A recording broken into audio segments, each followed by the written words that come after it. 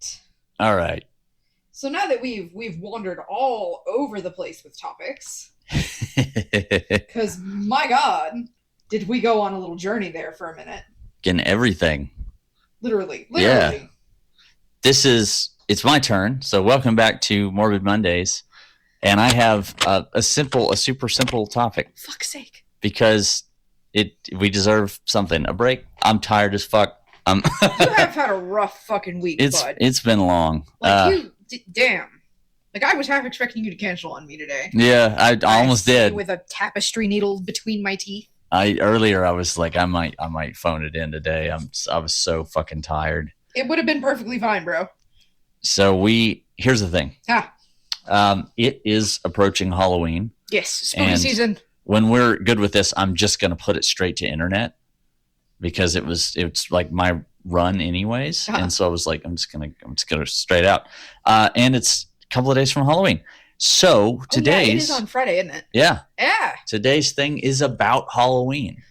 Let's go. And specifically, I want to start off with a little bit of beef that I have. Oh. It's not really beef. It's just kind of beef. So there's this thing about dragons. You may have heard. Welcome to my bailiwick. Pray, go on. So everybody says when they bring up dragons and try to be like they're real, right? And there are some justifications for why you might think that. Komodo monitors, number one. Giant snakes, all that kind of stuff, right? Mm-hmm. But everybody says every culture has a dragon. But the thing is, they don't. Correct. Every culture has their version of a dragon that is not their version of a dragon. It's their own thing. So in Japan, you've got Kirins, who are really just lightning personified. You've got the imperial dragons, which are a whole thing. It's a whole like philosophical thing and folklore thing you're more talking about like the elements of nature. Mm-hmm. In Europe, they're a monster, usually not with wings or with fire. Half the time, they're just really big lizards that are poisonous. That's Norse mythology, the worm, as they call it.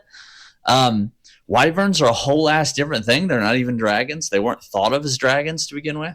And Quetzalcoatl from here in North America, or really Mesoamerica, the feathered serpent god, is not a dragon. Nope. They bring that up all the time. Not a dragon. So they're all their own traditions. And the reason why I'm saying that is because we're going to be talking about Halloween today. And I want to get one thing off my chest and out of the thing. There's a ton of stuff about Halloween when they're like, actually, the first is like Polynesians to worry about ghosts on their day. That's a different thing. It's not Halloween. Different thing. They have their own cultural tradition, and it has its own name and its own reason for being. And almost every culture in the world has something that is kind of around October. And I say that because fall hits differently in different parts of the world. Correct. And so Europe has a lot of things that are like early Halloweens. Everybody else has a lot of things that are like their own things. So I'm going to leave those out. You've said thing like 50 times. They're all things. They're all holidays. Some of them are connected to the Catholic All Souls Day, roughly. But like the Day of the Dead in Mexico is roughly connected to All Souls Day, but it's its own thing. It has its own traditions. It has its own reasons for having those traditions, which go all the way back to its own indigenous culture. The same is true with all of South America and Egypt and everywhere else. So we're going to stick to Halloween from the European tradition. Let's go. And there are tons of people. If you want to know about those other traditions, please go on YouTube. There are many, many, many people.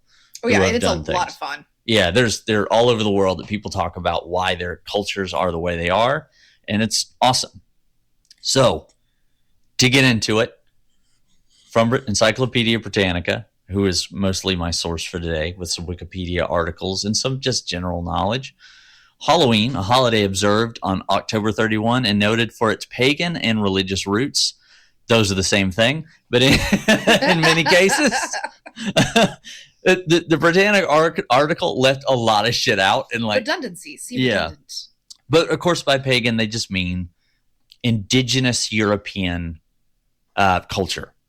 Because that's what the Romans call it. And everything is very Roman in history sometimes. For real. So religious roots and secular traditions. In much of Europe and North America, observance of Halloween is largely non-religious, celebrated with parties, spooky costumes, jack-o'-lanterns, pumpkin carvings, because those are actually two different things, and the giving of candy. But the holiday also marks the beginnings of the All Hallowtide, a 3-day Christian event dedicated to remembering the dead that begins with Halloween on October 31st, followed by All Saints' Day and All Souls' Day, because that is the thing that stretches way, way, way back in Europe, along with other things. Our next thing specifically, I'm going to keep with the things. I'm going to say all the things. The next one is the one everybody always says is Samhain, but it's not. That's not how you pronounce it, and I did recently learn how, but it has already flown my brain. It is Samhain. There it is. Yeah, thank you. It's an Irish word. It's a Celt word. So that's where we're kind of jumping in. Is that Samhain is like the original Halloween, and this is why I spent that whole preamble, because everybody always goes like, "Oh, well, Halloween existed in this culture." It's like, no, that other thing existed in that culture. Halloween is a very specific thing, and we'll get into why I'm harping on this so bad. Halloween has its origins in the festival of Samhain among the Celts of ancient Britain and Ireland and other places, because the Celts, I'm going to break from this thing that I'm reading for just a second. The Celts had a major migration that started in Germany, basically, like lower modern day Germany, and moved all throughout Europe, probably due to some amount of climate change, deforestation, and war, because that's what happens in lower Germany. A new culture will pop up. That culture is really good at fighting. They displace one culture. That culture moves to the left. To the left. Yeah, because you get that with the Angles, the Saxons, the Celts, like the Vandals, everyone. People start off on the German step, and then they move to the left as another group comes in, usually with horses. But on the day corresponding to November 1st on contemporary calendars, because they had a different calendar, the new year was believed to begin. The date was considered to be the beginning of the winter period. The date on which I'm tongue-tied, on which the herds were returning from the pasture and land tenures were renewed. During the Samhain festival, the souls of those who had died were believed to return to visit their homes, and those who had died during the year were believed to journey to the other world. People set bonfires on hilltops for relighting their hearth fires for the winter and to frighten away evil spirits. They sometimes wore masks and other disguises to avoid being recognized by ghosts thought to be present. It was in those days that such beings such as witches, hobgoblins, fairies, and demons came to be associated with the day. The period was also thought to be favorable for divination on matters such as marriage, health, and death. And we're going to get to why all those things are what they are in just a moment. I'm going to finish this paragraph. But when the Romans conquered the Celts in the 1st century CE, Common Era, they added their own festival, Feralia, commemorating the passing of the dead, and of Pomona, the goddess of the harvest. Even to today, you might notice that there are men made of straw. Yeah. So there's that kind of stuff, right? But let's go down the list, because the first thing my wife actually taught me about, which is that people used to burn bonfires in order to relight their hearths, to have good coals. And that's really what they were doing. They would they would make charcoal by burning large bonfires of wood. I'm looking at Katie, but Katie already knows this, so I'm just kind of, she's just looking at no.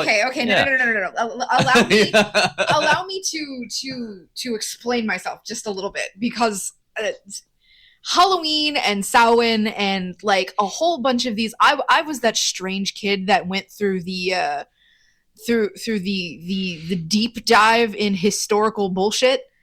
And then as a child of the late 90s, Buffy did an entire episode. That's right. On Samhain, and I was the Halloween episode was so much fun, and I was just like, I need to know more about all of this, like how much of this is bullshit. And so I deep dived, and oh boy, So much of that information stuck with me like most of my life. Nice. So here we are, Yeah. and I'm grinning at Brian while I stitch up this fucking cardigan.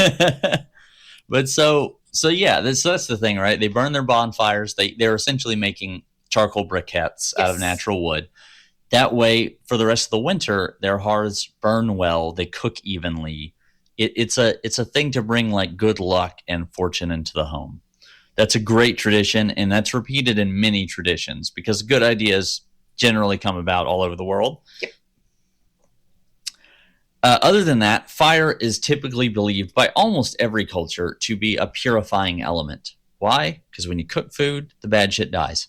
Because when you cook food, you don't get sick. That's right. Yeah, and when you burn stuff, nothing grows there. So, like, that's not for a while anyways, except for when it does, and it's fresh green life, right? Yeah. So, like, it's always thought, basically anywhere you go, it's going to be a purifying thing, especially early cultures. And those are those evil spirits, right? You burn stuff, you don't get sick. Those are those evil spirits in many cases. Humors. Sorry. Yeah. I love the fact that the wearing masks and disguises was very funny to me because it's like, so the ghosts don't recognize you. I was like, well, quit fucking with people when they're alive.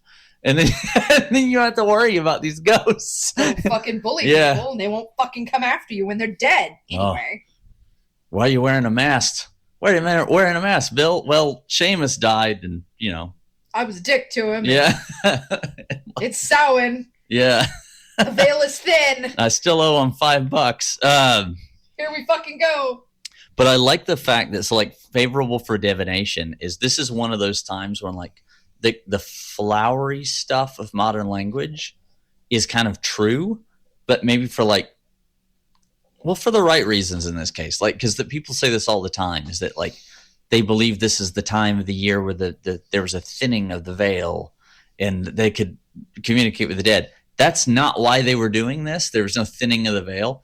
What it is you're entering the winter months.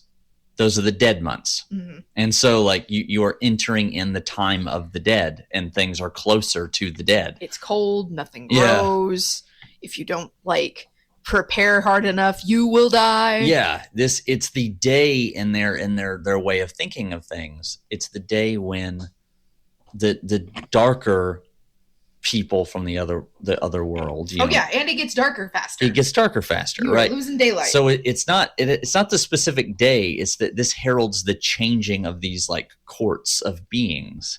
There are different beings around you now, and we're in their time of year, and like it is also like a changing of the a thinning of the veil of sorts. They have these things called quarter days, in the Celt tradition, and so it kind of is that. But it's also the rest of the year. It's not just the one day. It keeps going. And then so a lot of what you're doing on this day is to make sure the rest of it's good. Because especially when you get into the Scandinavian tradition, cold is somewhat associated with evil. Because that's the rise of the giants, right? This is the chaos is coming in. And so someone call the Marines. Yeah, it's that's one of their things is that winter is bad. It's the time of wolves that are a little more aggressive than they would normally be because there's no food. It's the season of the wolf. Yeah, there's no food on the ground. Things aren't growing, and different people have different reasons for this, but this is what they come about in Samhain, and also why the equinox is celebrated. It's the end of the time of night. Is that the days will slowly get longer from this point of time period and then keep going and going and going. And so I'm going to take a slight break to talk about psychopomps. I'm sorry? Yes. It's a bitchin' name for a fucking punk band. There should at least be one punk band called the Psychopomps. A psychopomp is from the Greek word literally meaning guide of souls. And I wanted to stop for a second because the definitions are creatures, spirits, angels, demons, or deities in many religions. My, that's vast. Yeah, but they all have a singular goal, whose responsibility is to escort newly deceased souls from Earth to the afterlife. Oh. So most religions have some kind of being like this, whether it be the angel of death, the god of death in the Greek religion. The Grim Reaper. Yeah, right. Like Charon. You've got all these kind of psychopomps. Thanatos. I could go on. Right. The like in some cases the crone. Oh, you know, yeah. So like there's the woman in black, like all kinds of shit, right? But not the Daniel Radcliffe movie. No. No. There's all kinds of stuff from all over the world about a person who kind of varies the souls of the dead, but more specifically takes them from Earth. Yeah. And that's important because that pervades our sense of what Halloween is all about.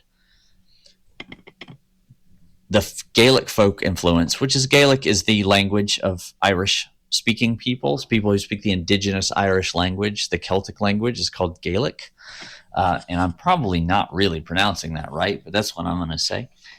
As we talked before, Samhain is one of those quarter days in the medieval Gaelic calendar and has been celebrated on the 31st of October through the 1st of November in Ireland, Scotland, and the Isle of Man. A lot of people don't know what the Isle of Man is. The Isle of Man is an island that's in between England and France. It's a single spot out in the water. That is the Isle of Man. It's not like a bunch of dudes. I need to say that. Okay, he's laughing at me. It's just the dude. It's all the sweaty, oily dudes. No, it's they have one of the oldest standing governments in the Western world. Everybody's seen their flag. It's like 3 legs running in a circle. It's a Triskelion flag because their stuff goes all the way back to the Celts. Uh-huh. And even today, when the king or queen of England visits the Isle of Man, they're not the king of queen there, or queen there, even though it's a British territory. Really? No, they're like the Duke of whatever. Like they're like the Duke of Man or whatever. Like they rule the place, but because you're in charge, but you're not in charge. Yeah, and so there's a different tradition and that goes way, way back to when they were first kind of taken in, and so let's start off. Let's see. Yeah, Isle of Man, a kindred festival has been held by the Britannic Celts called Calan-Gaeaf in Wales, Calan-Gae in Cornwall, and Calan-Gaeani. I'm fucking this up. It's literally another language that is not Germanic at all. Man, does it ever make you angry that we don't get the opportunity to learn non-romantic languages? Yeah, a little bit. Other than German. Yeah. And even then, not all of the especially in public schools, not all of them offer the option to even learn German. The high school that I went to, German was not an option. Yeah. It was Latin, French, and Spanish. And Spanish I get, right? Because for us, Spanish is regional, especially down here. Yes, because most of us already, pick up enough Spanish in everyday life, at least to get around, to get by. There's no one in Texas calling them jalapenos. You know what I mean? That's not a thing. Everybody knows what llaves are. It's you have work Spanish where even if you don't speak it, you know enough to communicate with other people. Anyway, sorry. No, you language rant. Samhain is mentioned in some of the earliest Irish literature. The names have been used by historians to refer to the Celtic Halloween customs up until 19th century, and are still in the Gaelic and Welsh names for Halloween. Samhain marked the end of the harvest season and the beginning of the winter or darker half of the year. It was seen as a liminal time when the boundary between the world and the outer world, the other world, is thinned. I had to say that in dramatic because every time, everything I've ever read on Halloween says that exact sentence. The veil is thinning. Show you a thin veil. Yeah. This meant that the Aoshe, I don't know how to pronounce Gaelic at all. That it's Aossi, and I'm pretty sure that's Shay. Possibly.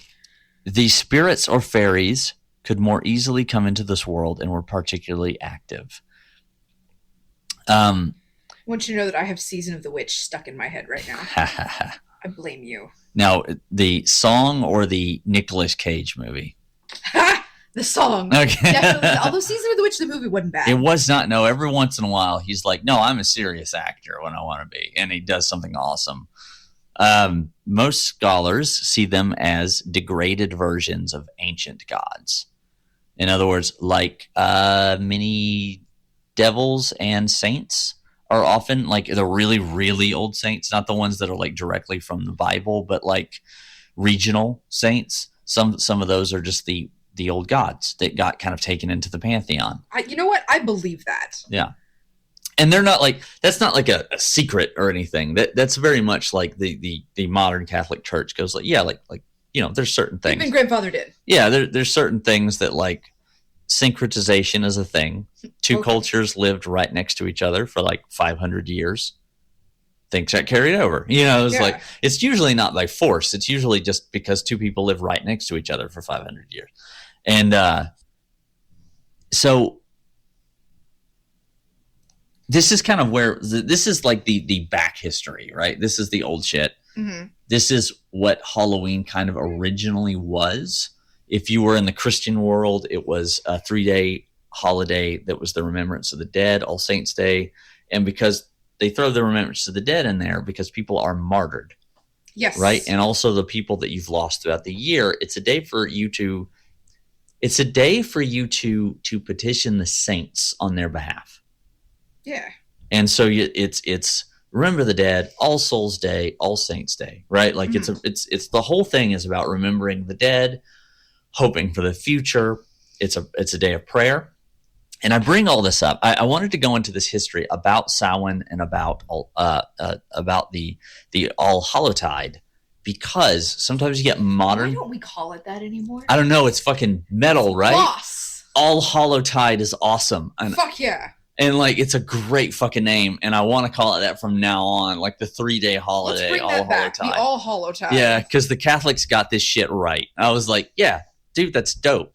Remember your fallen loved ones. Petition your God for their behalves. Yeah.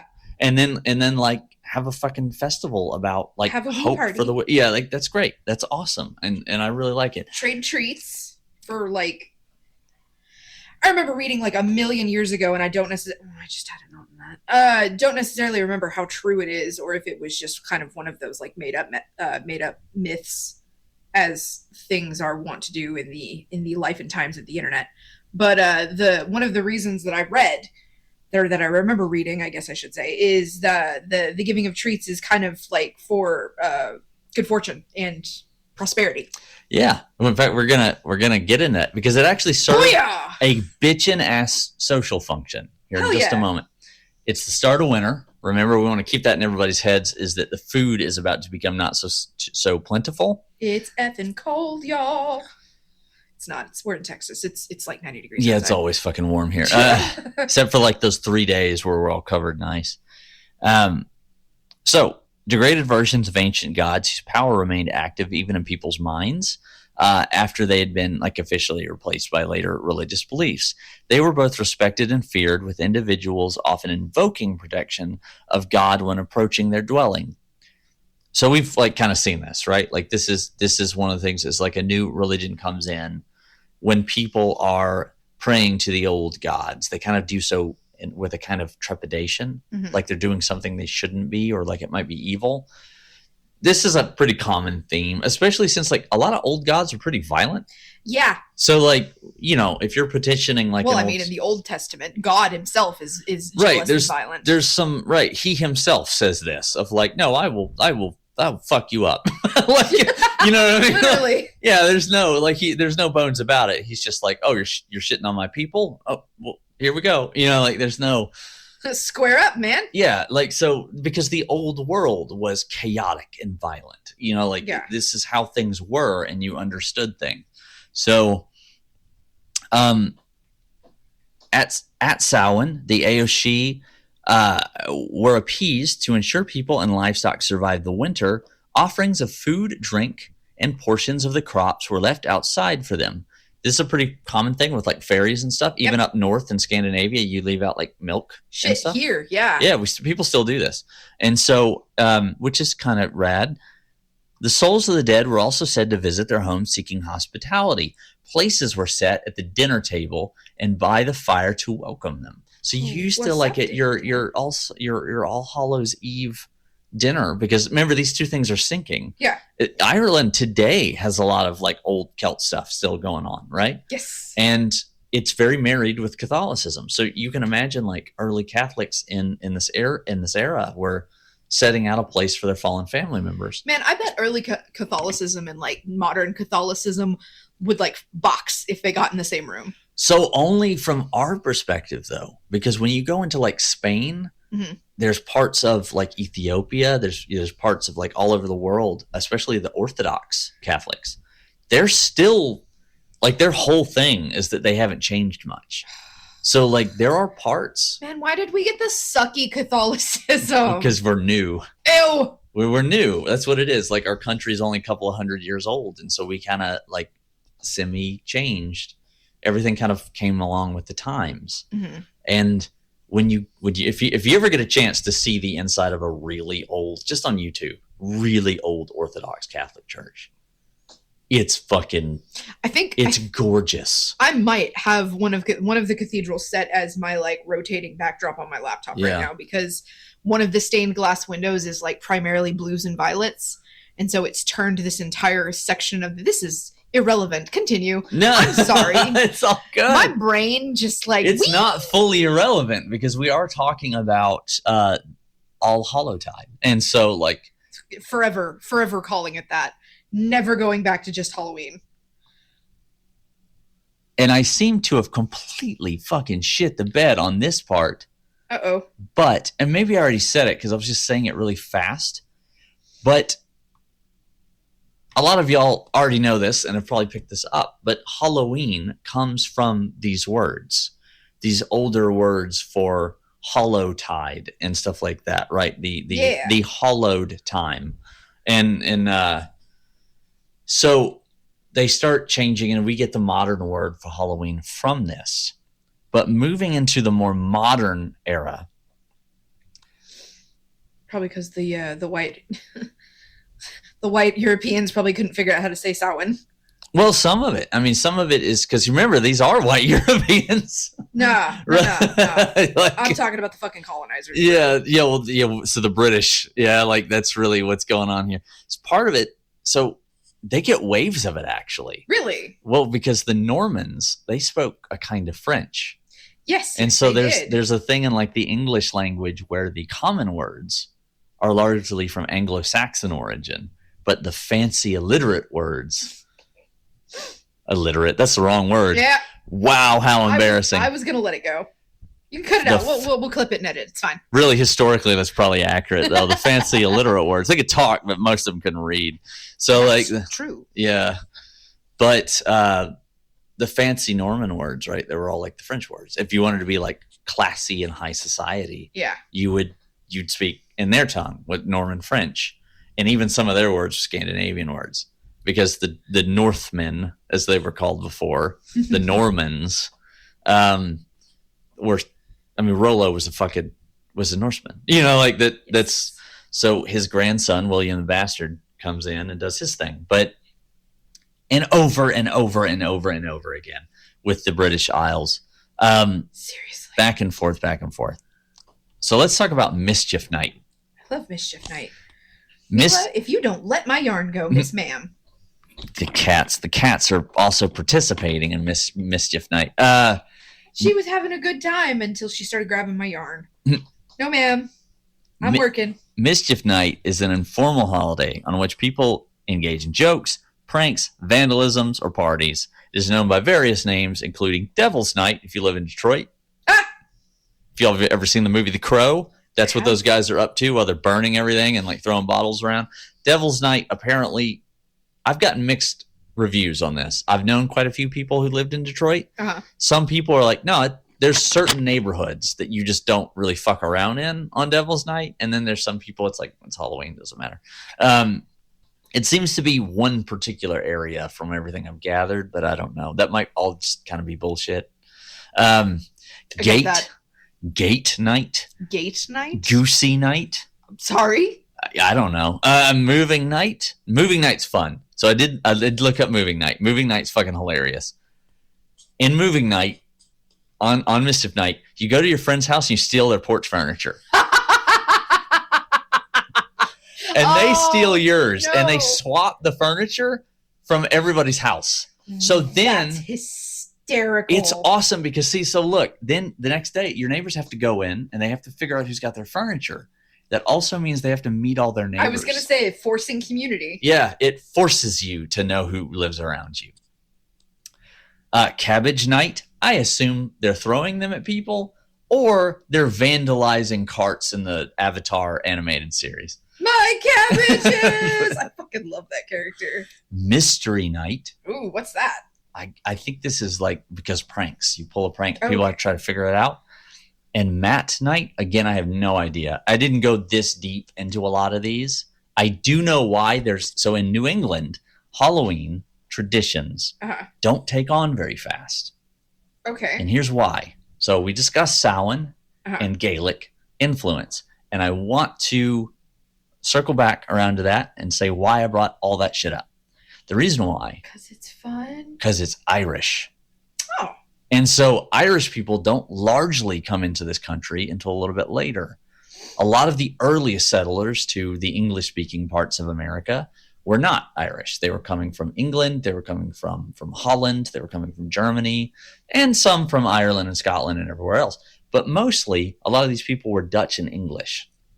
And they were Puritans and other various shades of that. And they weren't having any of this shit. Let me not go on my puritanical rant. Yeah, and they're hardcore, right? Like they don't like other Puritans. Like when the Quakers show up, they have beef with the Quakers. They won't let them. How do you have beef with the Quakers? Because the Quakers were fucking crazy in their early days. They used to go down the street and start screaming at people. What? Yeah. What? No, they were awesome. Dude, Quakers now are so chill. Well, because they kind of won. So like they kept doing that. There's this awesome guy named Benjamin Lay that used to do this, which we will definitely talk about later. One of my top 5 favorite people in history. I love it when you get excited about historical figures.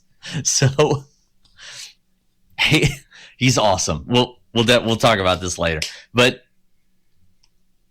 so this is Mischief Night, right? There's a bunch of different names. They don't pick it up as fast. Mm-hmm.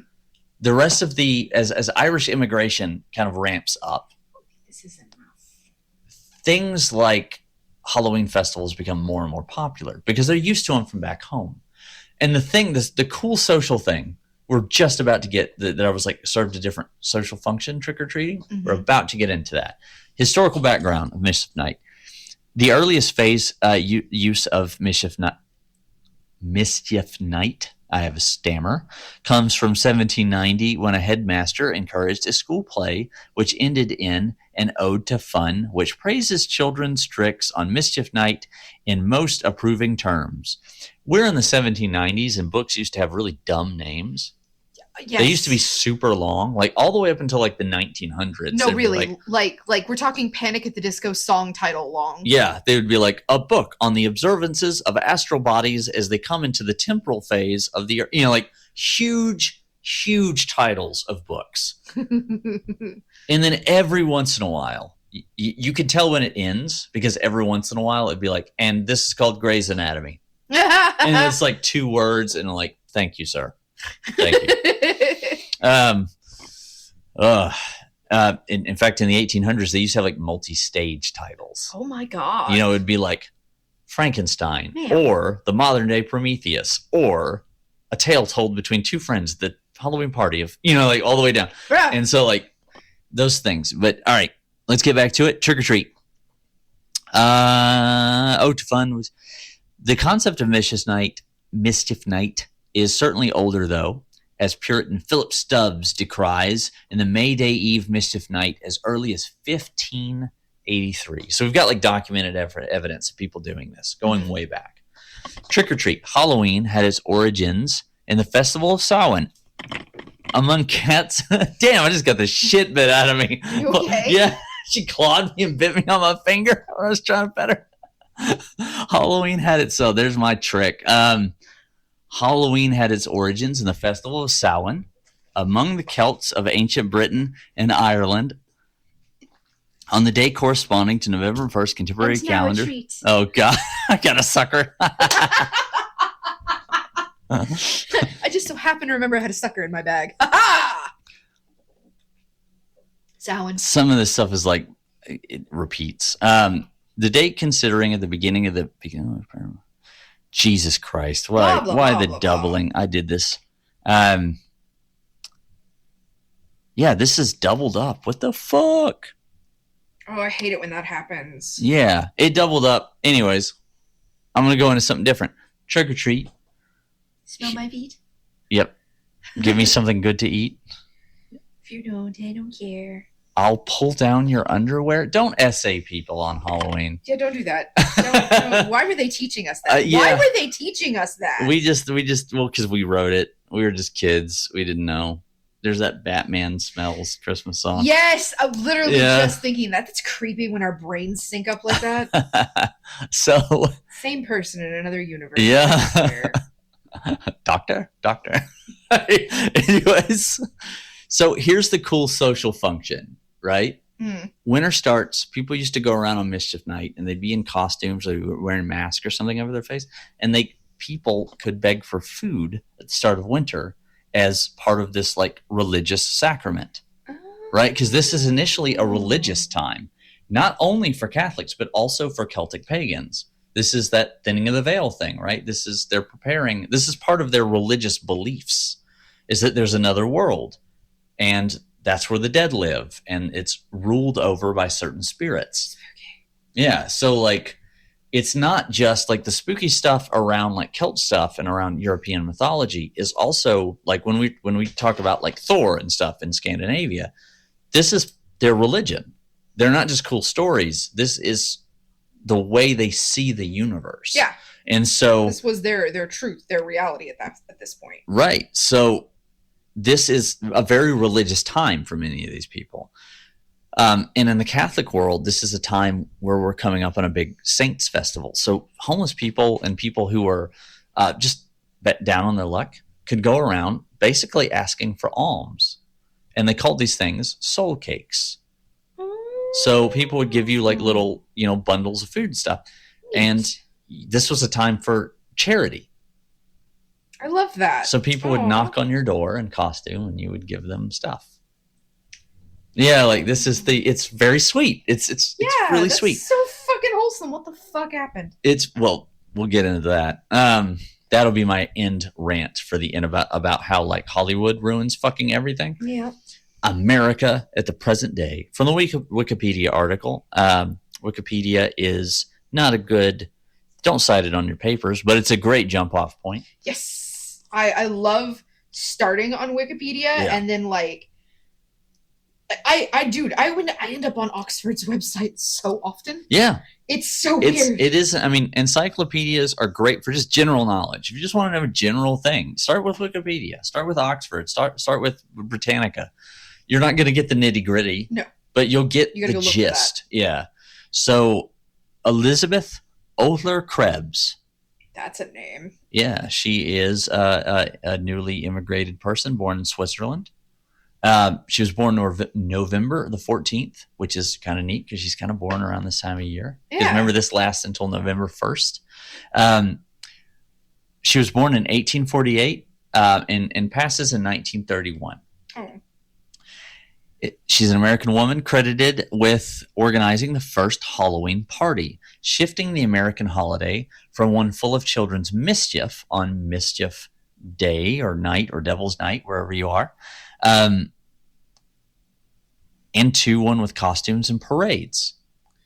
Okay. If you've ever watched Drunk History, they've covered this and on a couple of other things. Miss Krebs is she's the head of like a couple of clubs in town. Mm-hmm. Krebs was born Elizabeth Oehler in Bern, Switzerland. Her family moved to the United States in 1855. She was orphaned as a teenager, unfortunately. Oof. Kind of a dark past. In 1870, however, she married John Krebs.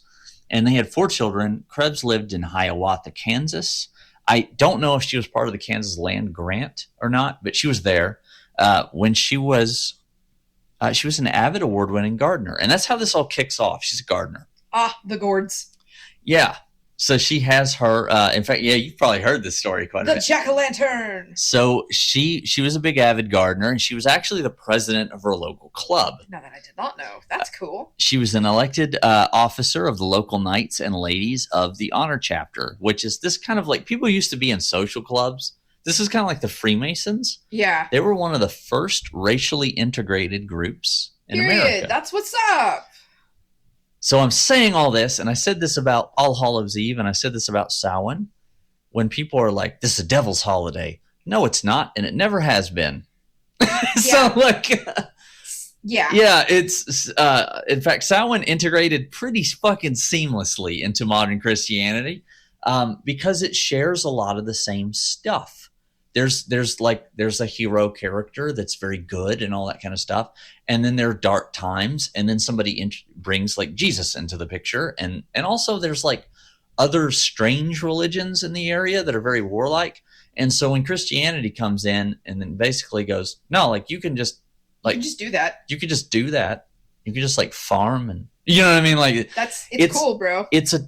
On the whole, early Christianity is very much like the pacifier of things. It comes in and it's largely a peaceful religion. It's largely organized in a way that allows people to not fight as much. One of the reasons that kings adopt it is because it allows the divine right of kings. And this is later in history, but it does allow people to say, we're not going to like fight constantly, right? Because now you're killing a fellow Christian.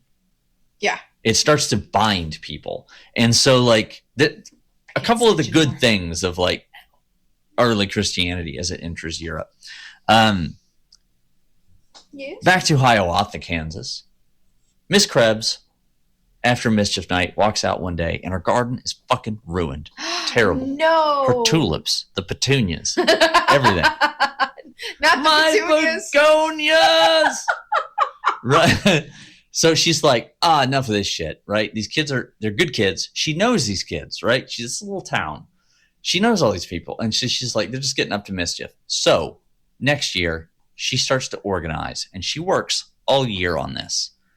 I want to work all year on a Halloween party. Yeah. She organizes a community event, mostly around her house, but a couple of other places, a big party. Uh-huh. And it works. A lot of kids come in.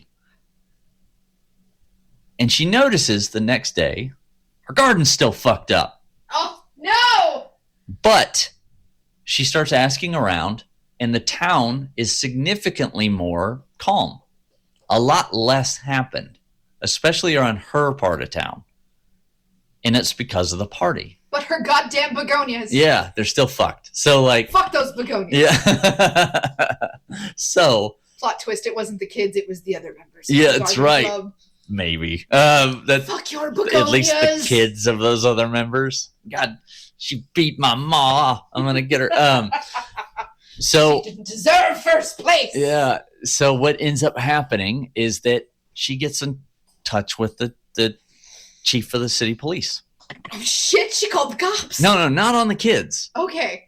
The cops are interested in the party idea because, see, they have to, like, monitor shit, right? And this is back before, like, police forces were large. This is very true. There was, like, 3 dudes with billy clubs, you know what I mean? Like, they would deputize people. They would just go around and, like, form a posse to do something big.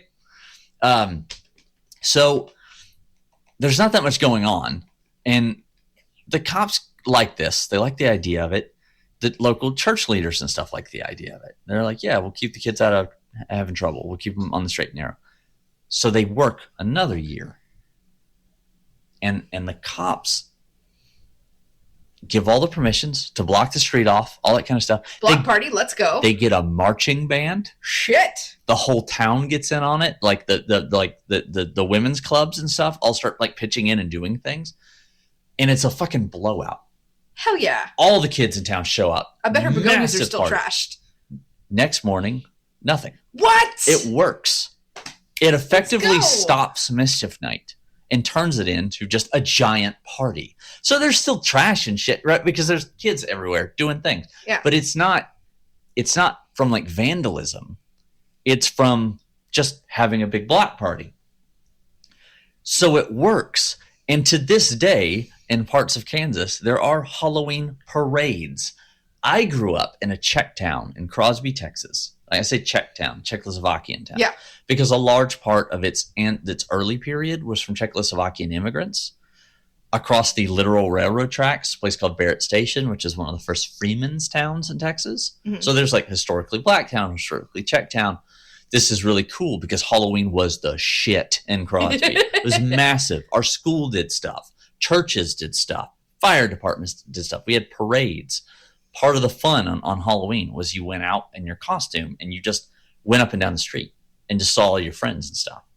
Like older kids would walk with the younger kids to keep the bully high schoolers from like trying to steal candy.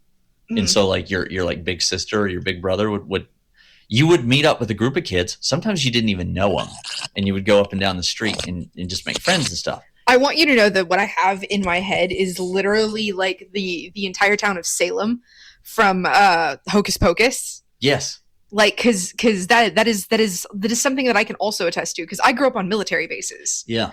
And Halloween was a big effing deal on naval, at least on the naval bases that I was on. Like there was no traffic on Halloween because everybody was on foot and they were everywhere. All the lights were on, like people were sitting out on their porches. Like there were contests for like spooking up your porch. Yeah, sure. And it's so like, I get it. I resonate with your memory of this because it was also a big deal. Like, cause I was we were in Baltimore. And like that's one of the first ones I remember because we were in an apartment and it had like this pseudo inside. Yeah. But everybody was still sitting outside in costume. There were orange lights in the little outdoor light sconce thing. I don't know. Porch lights. Jesus there you go. Christ. But you're up north, so they're not like, it's not just like a bulb and a little thing on the wall. It's like a whole thing that's coming out because the older houses had the big overhanging. And it would like, it was a huge thing. And like, I was little. I was like maybe 3 or 4, like old enough that I still have the memory, but it's so foggy that don't ask me anything about it. But I remember it being a huge deal. So I get it that like Halloween can be a great community event to bring people together. Yeah. And you don't have to call it whatever the fuck that the Harvest Festival or Trunk or Treats. Fucking Trunk or Treat. Like kind of a Trunk or fucking Treat. People are kind of scared of the word Halloween now. Like they call it other stuff. And I'm like, guys, it's a Christian term. Literally. Yeah, like it didn't come from somewhere else. Brian, remind me, what was the original name of the 3-day spread? Oh, the cool ass name that I'm looking at, because that All Hallowtide. Hallowtide. Yeah. All Hallowtide. Yeah. Come on now. Dope. How fucking badass is that? And that's a Christian term. It's so dope. I love it. Like, why also, all these granola moms shying away from it? I don't get it. I think is it part of it. So I know part of it in like the very, very ultra Protestant. Because that's not like, most Protestants are not ultra like in like, if there's Christian people who are Protestant listening to this, you know what I mean by this. you know what I mean? Like I grew up Protestant Christian. We both know who I'm talking about. I was like Catholic non-denominational. Like both my parents were Catholic, but I'm not somehow. You didn't get dunked. I did not. I don't think. I might have. I don't know. Don't remember. So here's where, remember that play that was earlier that had a giant long title? Oh, yeah. So here's the next thing. Krebs worked with local civic improvement, which we talked about, civic improvement club. So she got like the Lions Club and shit. Like, what was the Lions Club and stuff involved to hold an event for the local children called a special entertainment for the young people to take place of unusual rough pranks and disturbances of injury to property. Jesus, it's the same goddamn title with like 4 more words on the end of it. It's a Fall Out Boy song. Yeah. It's so wild. Imagine holding that banner up. Absolutely not. There was a costume parade, a marching band, and a free dance. And that that's kind of wild for the day. Ooh. This event was called the Halloween Frolic, which I also kind of love. I dig that. Why, girl, Yeah. hang on, hold up. The Halloween Frolic. That's all you need. Yeah. That's all you need. Ditch the other title. That's the Halloween Frankenstein, or the modern day for me. You know, it's the whole thing. Do you know that Frankenstein was supposed to be hot? Yes. Come on, Hollywood. Give me a hot He Frankenstein. built him to be the perfect man. Yeah. He was trying to be God. He was trying to make Adam. He was also written by a woman.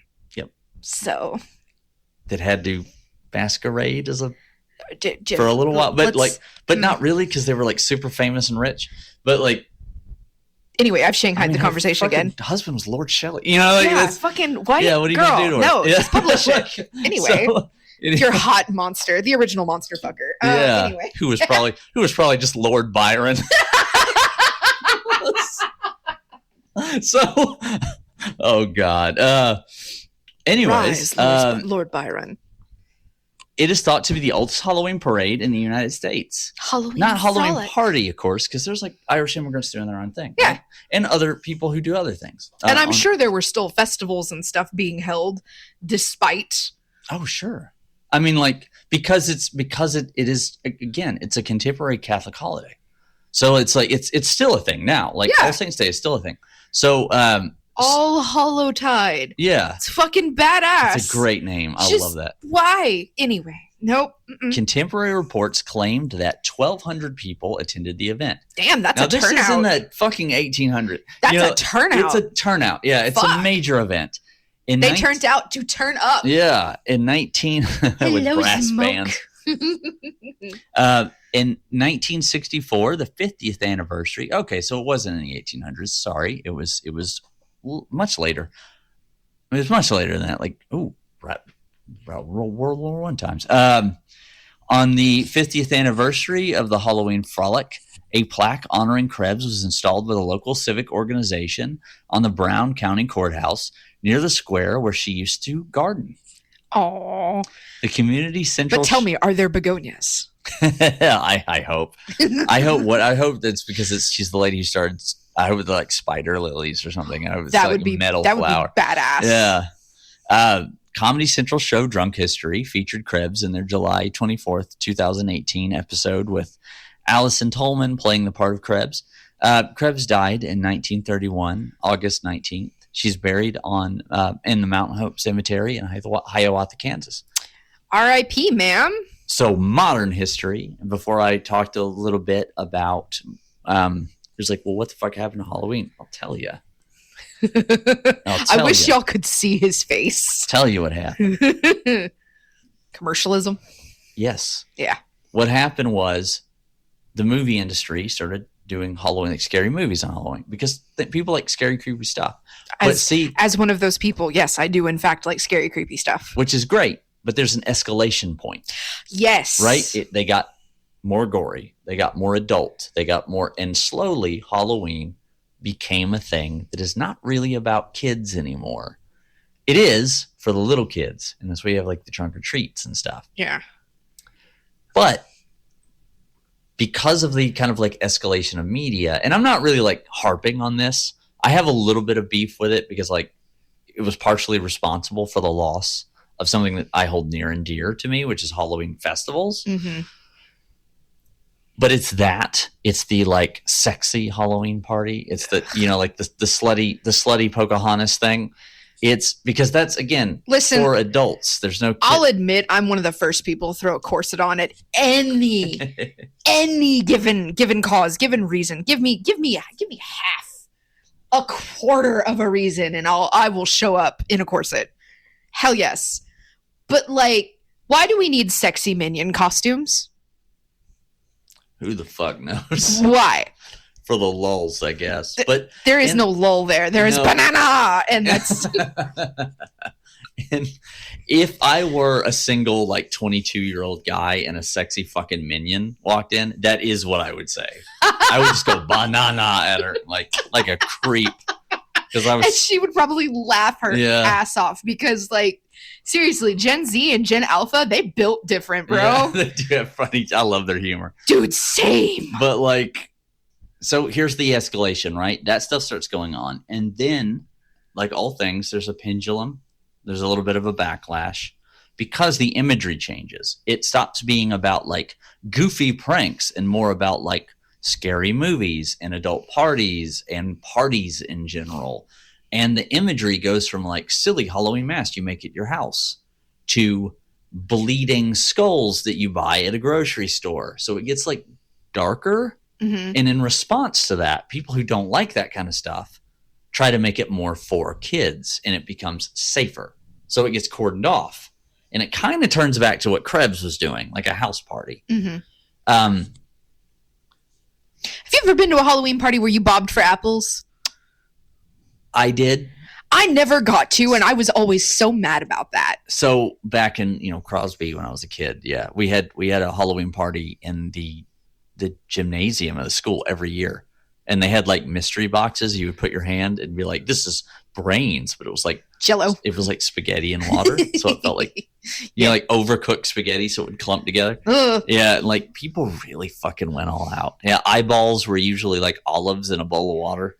So they have the feeling of an eye on them. That's so much fun. Man, I never got to go. Okay. So like, no, not to derail the conversation further. It is Halloween themed, but like we moved back to Texas because my mom got super, super sick.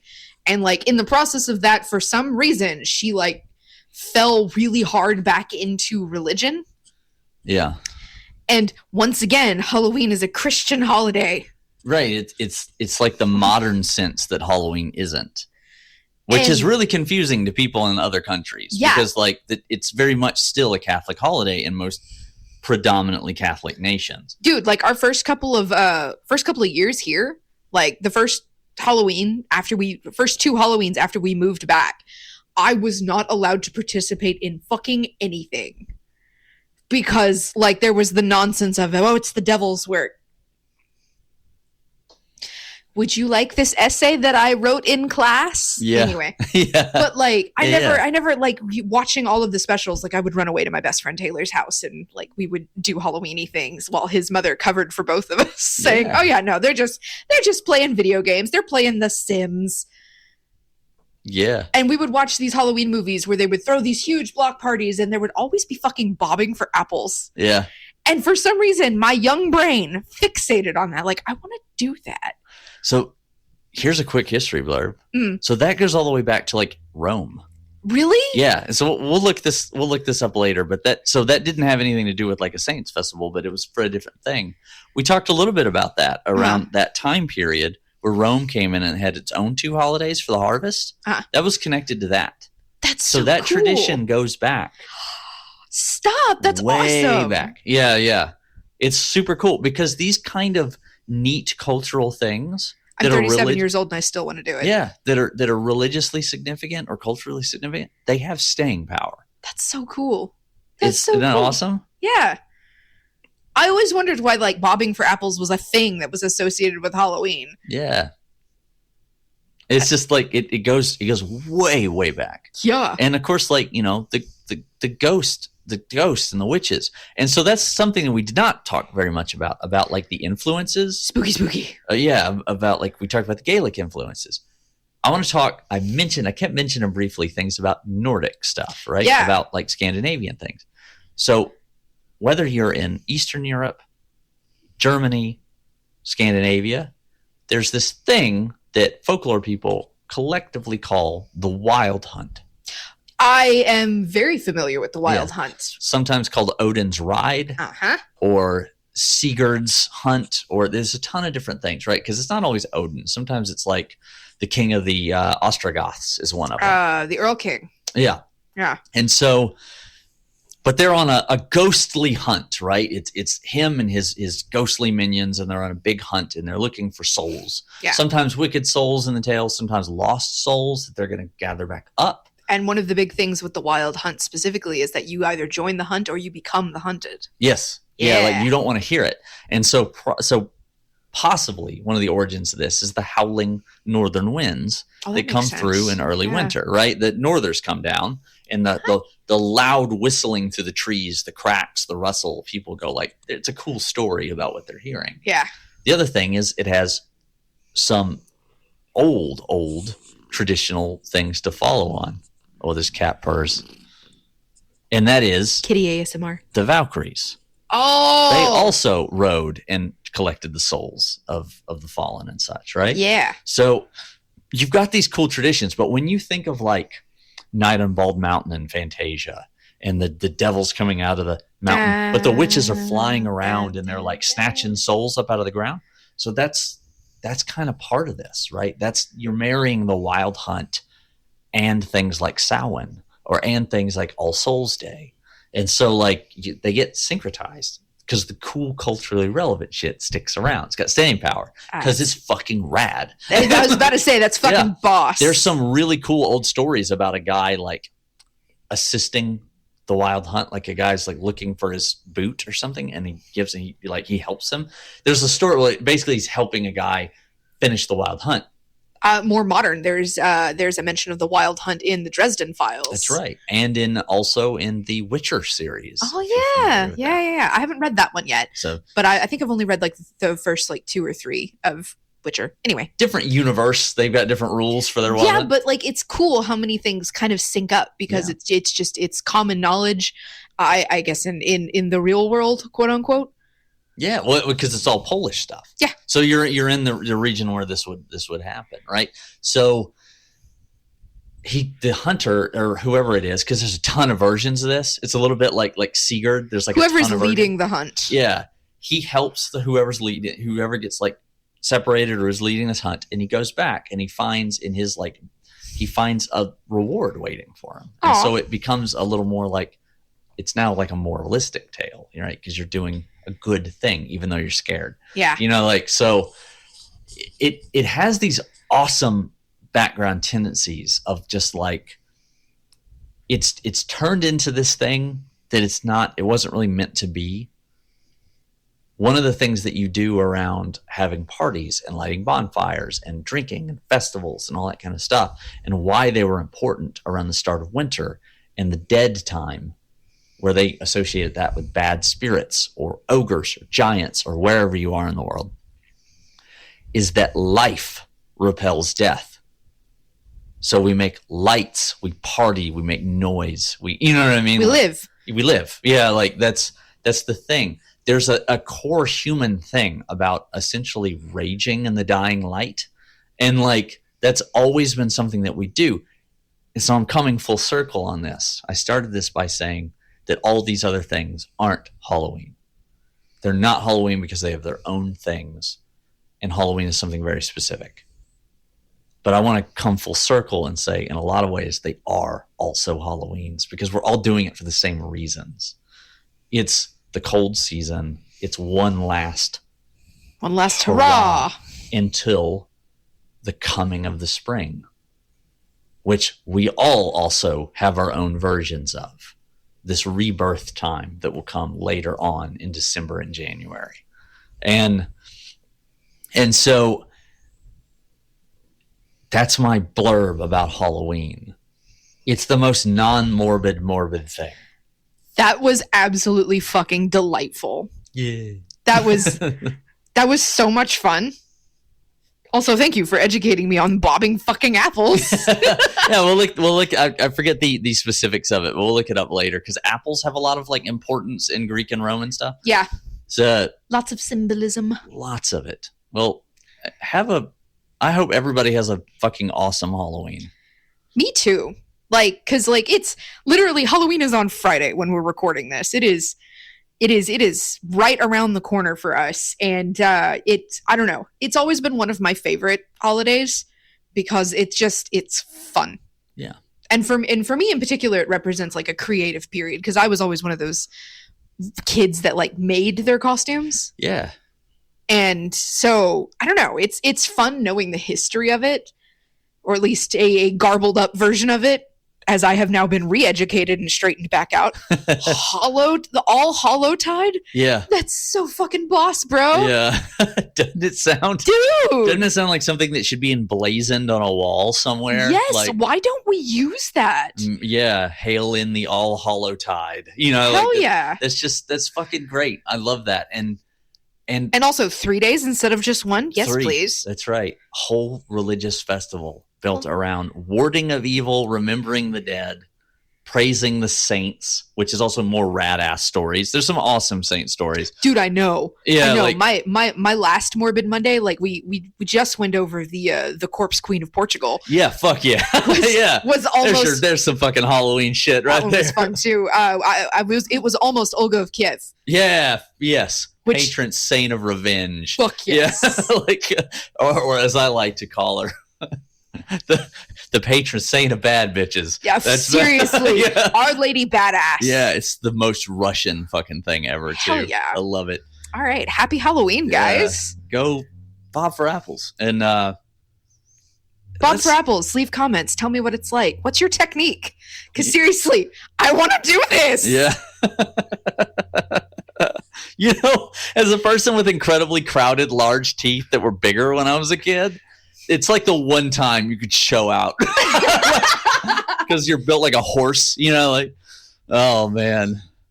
Happy Morbid Monday. Go do Halloween stuff. Mischief night. Yes. Or moving night. Moving night sounds That's fun. so fun. Like, not to random people, but like to your friends and shit. Go swap your friends' yard Porch furniture. That's so fun. It's just like, who's got it? Bill's got it.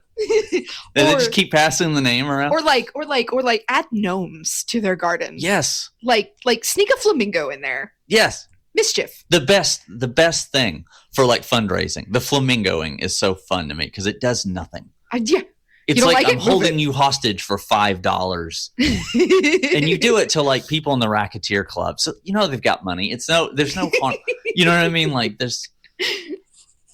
oh man. And it's there's no harm. It's not like wrapping, houses right before it rains. Don't do that. One, don't waste the toilet paper. Two, don't do that because weather is unpredictable in fall and that will turn to glue. Yeah, when it goops, it sucks, and then people get really pissed, and that's how the fun gets taken out of things. Yeah. Is because people start What is it Emmy says about pranks? I can't remember. Oh, we were just talking about it, but it's like she's... Oh, they have to be harmless. Yes. Yeah, like when you need to be able to walk away from them and no one's hurt. Yeah. Yeah. So like if someone's losing money over your bullshit or they get physically harmed, I'm so mad. I literally can't remember. She has a catchy little phrase that like we had a whole conversation about it like 2 days ago.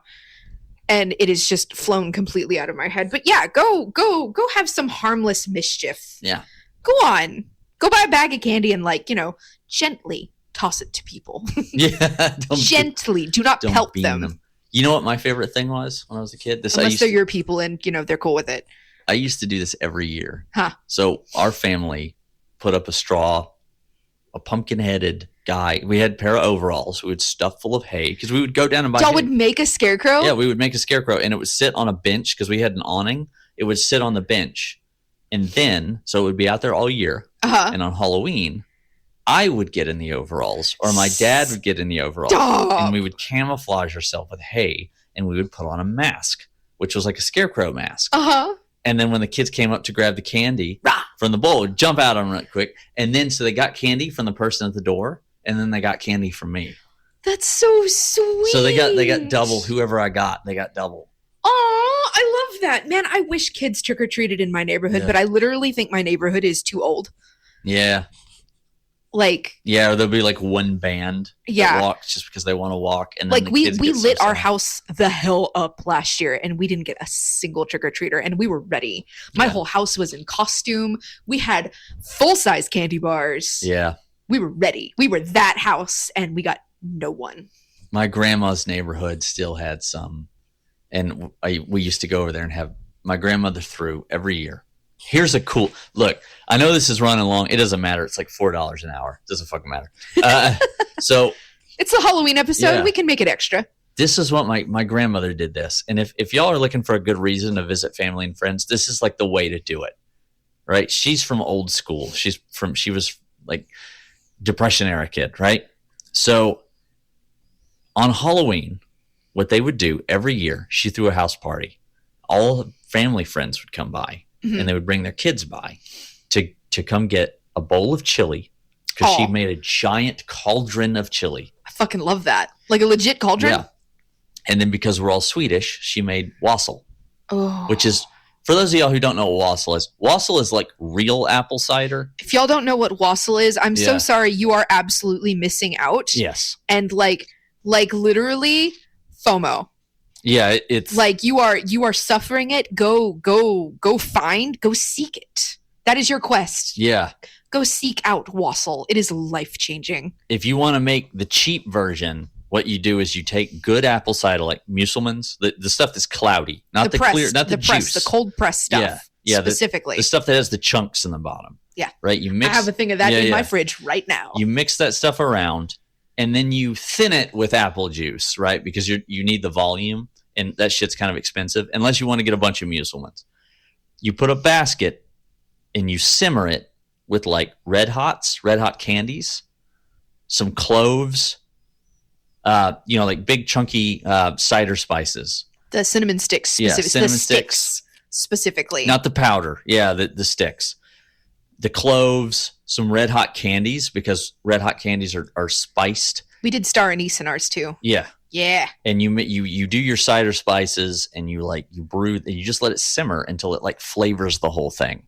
And that's basically what wassail is. It's just kind of like zhuzhed up apple cider. And your entire house will smell so divine.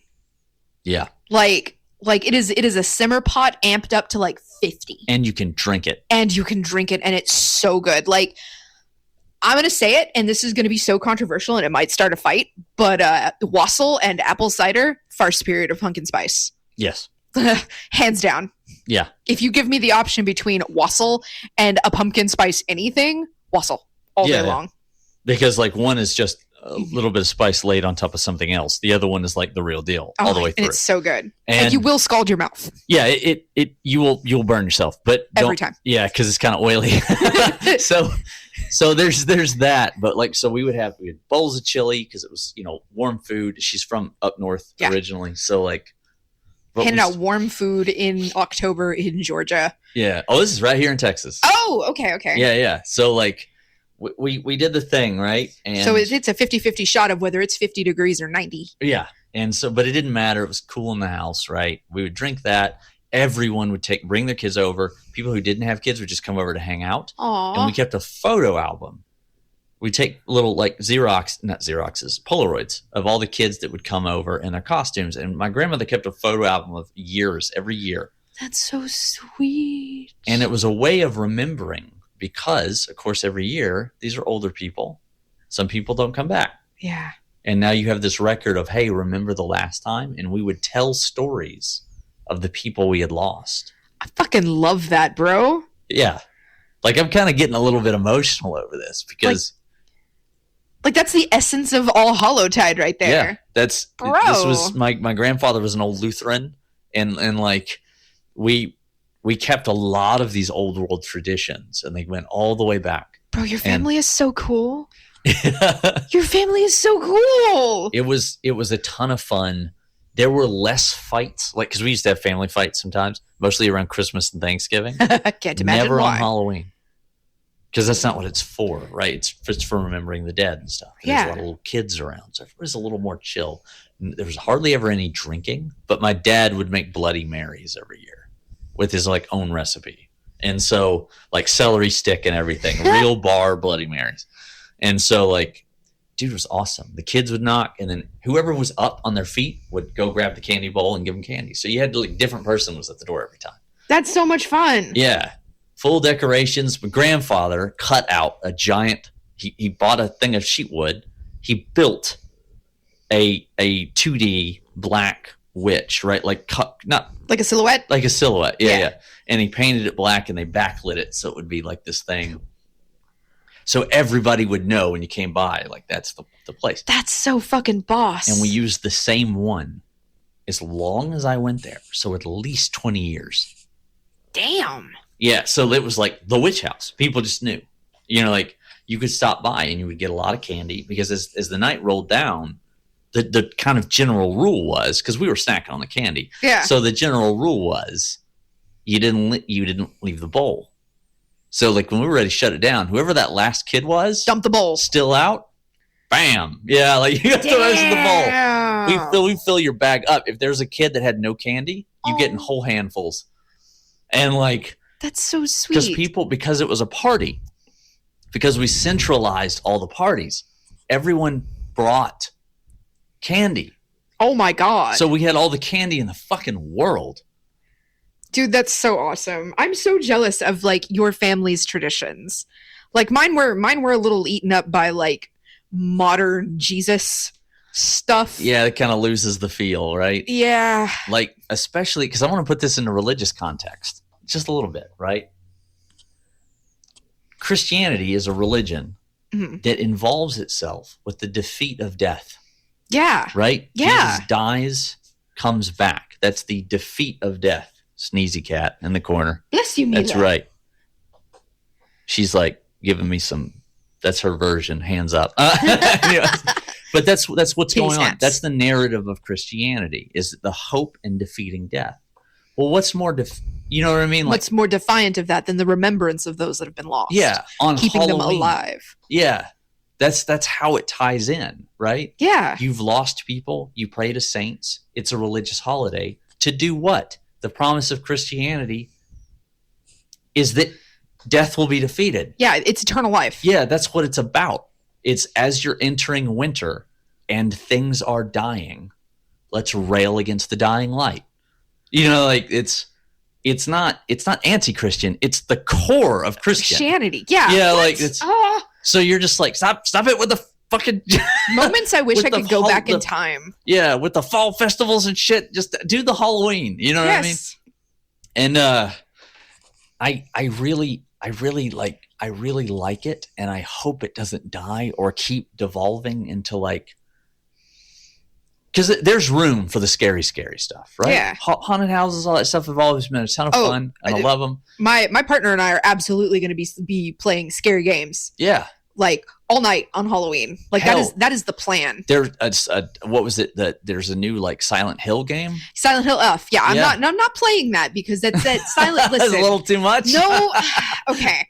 I have mixed feelings with Silent Hill. Like I was always more of a Resident Evil girl, but Silent Hill had its place and I appreciate it. But like the new one, I've watched several of my favorite YouTubers start to play it because, you know, I like to preview games before I decide if I'm going to spend money on them. Yeah, sure. Oh, you're purring very loud. And so this one narratively, I'm sure there's more going on than what I'm picking up in context, but it's like if I were a comic book character, my eyes would be question marks. Yeah. And like, you know, I have a little bit of a leg up on like the general American because I'm a little more familiar with Japanese folklore and mythology. Yeah. But this one still has me going, well, there's a lot of yes, I saw a little bit of it. First and why are the ball jointed dolls nightmares? Like I get Pyramid Head. Yeah. And like, you know, most of the big bads and stuff in Silent Hill are representations of the main character's guilt and or fears. Yeah. Why the ball jointed doll though?